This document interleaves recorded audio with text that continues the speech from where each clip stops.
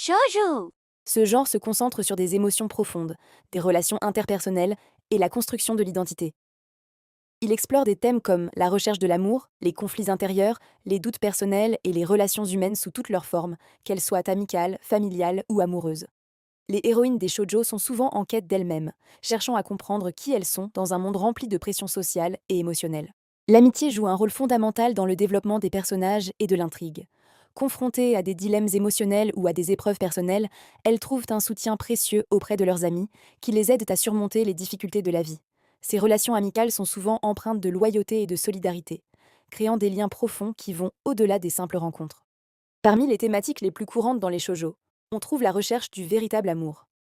Ces animés parlent souvent des premières histoires d'amour, avec leurs joies sincères, leurs désillusions et les périodes de doute qui les accompagnent. Les shoujo abordent également la construction de l'identité et la quête de soi. Les héroïnes sont souvent confrontées à des périodes de doute et de remise en question personnelle. Elles cherchent à comprendre qui elles sont, ce qu'elles veulent vraiment et comment elles doivent s'intégrer dans le monde qui les entoure.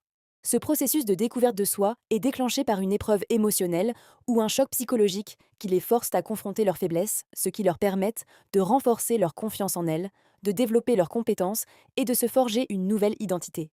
À travers leurs défis, elles apprennent à accepter leurs imperfections et à embrasser leur singularité, ce qui leur permet de gagner en confiance et en force intérieure. Le cheminement de ces héroïnes devient ainsi une véritable catharsis, où l'on assiste à leur transformation, non seulement dans leurs relations avec les autres, mais aussi dans leur propre perception d'elles-mêmes.